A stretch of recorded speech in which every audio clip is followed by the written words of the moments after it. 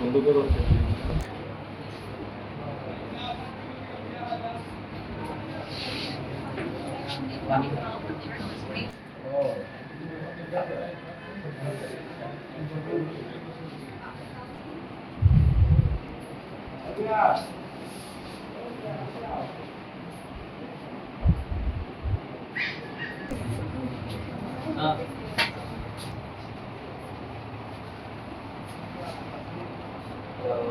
যদি হাসপাতাল পরিচালনা করতেছেন প্রথম কাজটা কি করবেন?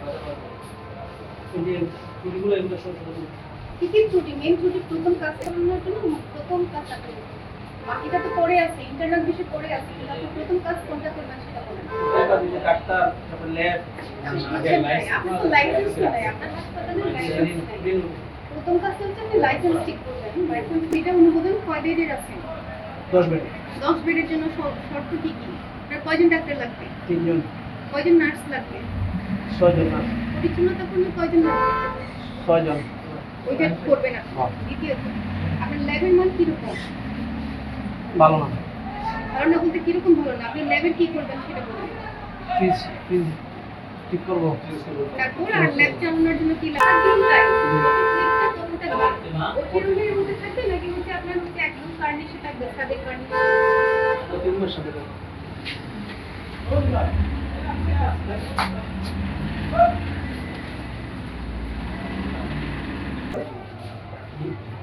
উপর থেকে শুরু করে একদম উপর থেকে তালা দিয়ে দিই, তারপর হচ্ছে রুমগুলো ব্লক করে করে উনি নামবে। কোনো স্টাফ থাকলে বের করে দিবে।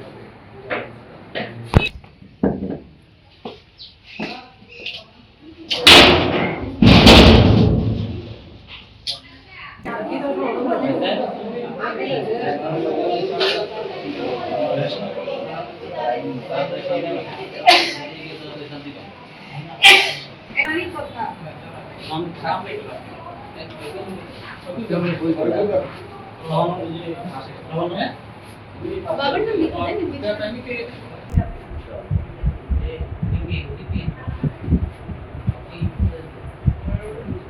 রোগী শোয়াচ্ছেন এখানে, নিচে যেটা আছে সেটা তো হচ্ছে মনে হচ্ছে কখনোই পরিষ্কার করা হয় না, অথচ এগুলো হাসপাতালের প্রত্যেক দিনই হচ্ছে আপনার পরিষ্কার করা উচিত।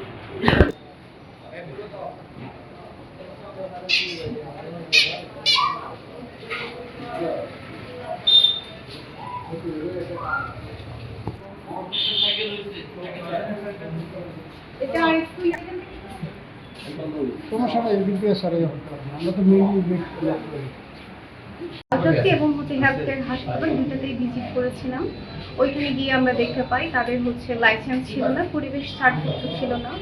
দুইটা হাসপাতালে ছিল 10 বেডের। 10 বেডের একটা হাসপাতালের জন্য কর্তব্যরত চিকিৎসক থাকা দরকার 3 জন করে, কিন্তু আমরা কোথাও হচ্ছে একজন ডাক্তারকেও পাই নাই। নার্স থাকা দরকার 6 জন, আমরা সেটাও পেলাম না। এবং ডিপ্লোমা নার্স ছিলেন না, পরে তাদের কালার কোডের বিন ছিল না, যেটা হচ্ছে খুবই গুরুত্বপূর্ণ স্বাস্থ্য বিভাগের জন্য, ওটা ছিল না। তাদের হচ্ছে ওটির অবস্থা ভালো ছিল না, ল্যাবের কোনো মান ছিল না, মানহীন ল্যাবে তারা হচ্ছে ল্যাব টেস্টগুলো করাতো। তাদের হচ্ছে একটা হাসপাতালে দেখেছিলাম, হেলথ কেয়ার হাসপাতালে পোস্ট অপারেটিভ রোগী ছিল, তাদের জন্য কোনো ডাক্তার ছিল না। তাদের হচ্ছে খুব নিম্নমানের একটা বেডে তাদের ওটির ইয়াটা করা হয়। সে কারণে আমরা দুই হাসপাতালকেই ভোক্তা অধিকার সংরক্ষণের 2009 অনুসারে জরিমানা করেছি 50,000 করে। সেই সাথে আমরা তাদের কিছু নির্দেশনা দিয়েছি, যে নির্দেশনাগুলো পালন সাপেক্ষে তারা এটা শর্ত জুড়ে দিয়েছি, যার কারণে আমরা কিছুদিন এদের হচ্ছে তালাবদ্ধ অবস্থায় রাখবো দুই হাসপাতালকে। ওই নির্দেশনাসমূহ পালন সাপেক্ষে আমাদের কাছে আবেদন আসলে আমরা পুনরায় হাসপাতালগুলো চালু করার অনুমোদন দিয়ে দেব।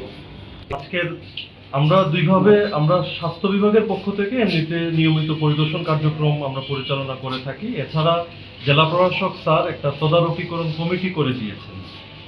এখানে জেলা প্রশাসক স্যারের প্রতিনিধি আছেন, এসপি স্যারের প্রতিনিধি আছেন, আমি সিভিল সার্জন স্যারের প্রতিনিধি হিসাবে আছি। এছাড়া পরিবেশের উপপরিচালক মহোদয় আছেন, সুশীল সমাজের প্রতিনিধি আছেন, সবাইকে নিয়ে একটা তদারকিকরণ কমিটি আছে। আজকে আমরা কমিটি বের হয়েছিলাম। আমরা ইতোমধ্যে 2টা হাসপাতালে গিয়েছি। প্রথমে আমরা হেলথ কেয়ার হাসপাতালে যাই, ওখানে এবং এখানে মোটামুটি একই রকমের ফাইন্ডিং আমরা পেয়েছি। 2টা হাসপাতালের কোনোটারই লাইসেন্স নাই। 2021-22 বা 20-21 পর্যন্ত লাইসেন্স ছিল, এরপর থেকে ওনারা নবায়ন করেন নাই, যেটা কিনা একদমই বিধিমতো নয়। এছাড়া একটা 10 বেডের হাসপাতাল চালাইতে হলে যে এরকম ডাক্তারের দরকার, 3 জন চিকিৎসক, 6 জন নার্স এবং 6 জন পরিচ্ছন্নতা কর্মী দরকার, এখানে কোথাও এটা ছিল না। 2টা হাসপাতালেরই ল্যাবের মান অত্যন্ত জঘন্য ছিল। ল্যাব এবং আপনার স্যাম্পল কালেকশন রুম আলাদা থাকা উচিত, মানে এটা আলাদা থাকতেই হবে, কিন্তু এখানে 2টা হাসপাতালে ল্যাবের ভিতরেই স্যাম্পল কালেকশন করা হয়। বর্জ্য ব্যবস্থাপনার মান তো অত্যন্ত জঘন্য আমি বলবো। 2টা হাসপাতালের কোথাও কোনো কালার কোডেড বিন নাই, এমনকি কালার কোডেড বিন কিভাবে ব্যবহার করতে হয় সেটাও ওনারা আসলে একদমই জানেন না। এবং আমরা পেয়েছি যেটা যে হেলথ কেয়ার হাসপাতালে আমরা পেয়েছি 2টা রোগীর গতকালকে সিজারিয়ান সেকশন হয়েছে, কিন্তু একটা অপারেশনে ফার্স্ট এড হিসেবে অবশ্যই একজন চিকিৎসককে থাকতে হবে, কিন্তু গতকালকে যে 2টা অপারেশন হয়েছে 2টার একটাতেও ফার্স্ট এড হিসেবে কোনো ডাক্তার ছিলেন না। এমনকি আমরা কোনো ওটি নোট পাই নাই, একটা অপারেশন কিভাবে হলো, কে করলো, অ্যানেস্থেশিয়াতে কে ছিল, বেবি যে ডেলিভারি হলো তার ওজন কত ছিল, তার কন্ডিশন কি ছিল, কি সুতা ব্যবহার করা হয়েছিল, কি রকমের অ্যানেস্থেশিয়া দেওয়া হয়েছিল, এই সকল নোট থাকবে, এরকম কোনো ওটি নোট আমরা আসলে পাইনি। উপরন্তু আমরা আলাদা কোনো নার্স স্টেশনই পাইনি হেলথ কেয়ার এবং এখানে। এইগুলো ছিল ফাইন্ডিং, আরো অনেক ফাইন্ডিং ছিল, আসলে সবগুলো তো বলা যাবে না। এইসব কিছু দেখে আমরা সিদ্ধান্ত নিয়েছি যে এই 2টা হাসপাতাল ওনাদের কার্যক্রম আমরা পরিচালনা করতে দিব না আপাতত। ওনাদেরকে আমরা কিছু শর্ত দিয়ে দিয়েছি, এই শর্তগুলো যদি ওনারা পূরণ করতে পারেন তাহলে আমরা এটা আবার খুলে দিব। আর বিজ্ঞ ম্যাজিস্ট্রেট মহোদয় সবকিছু বিবেচনা করে ওনাদের 2টা হাসপাতালকে 50,000 টাকা করে অর্থদণ্ড প্রদান করেছে।